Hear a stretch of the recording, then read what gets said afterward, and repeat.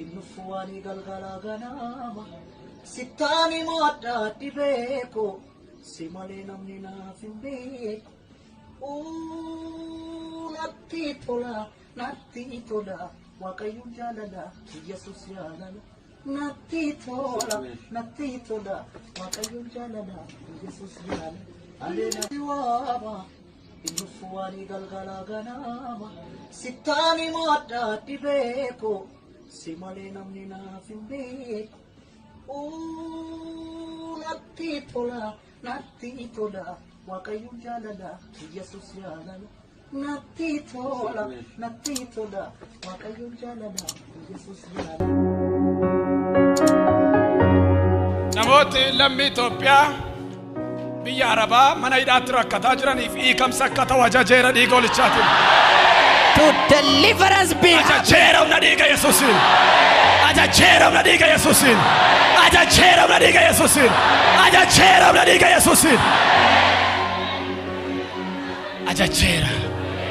Dhukkubaan qabamanii du'aaf jireenya gidduu kan jiran, rakkina keessa kan jiran, hidhaa keessa kan jiran, ba'aa jala kan jiran ajajeera.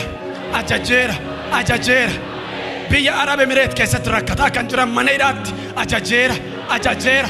Ergamaan gooftaa karraa banee yaasuuf ajajeera.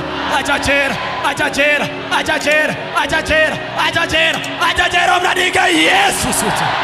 Ajajeera humna dhiiga Yesuusiiti. Ajajeera humna dhiiga Yesuusiiti. Ajajeera humna dhiiga Yesuusiiti. Araara godhiif.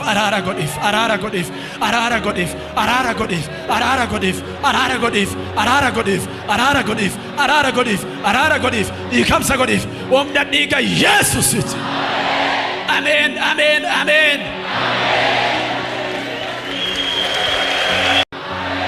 Maqaa Yesuusiin meeshaan hambeenyaa meeshaa misoomaatti adeebi'u.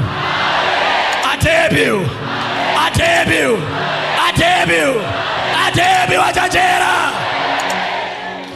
Dhiiga olichaatiin gooftaa keenya kun jaalala kee haa ta'u, kun fedha kee haa ta'u, waan nu dhageesseef ulfaadhu. Maqaa Yesuusiin ameen. Yesuus maqaa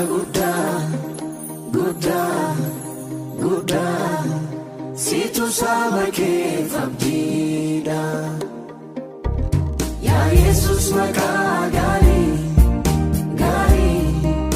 inni rakkatee si waama, inni dhibamee si waama, kottu ijoollee kee gargaari.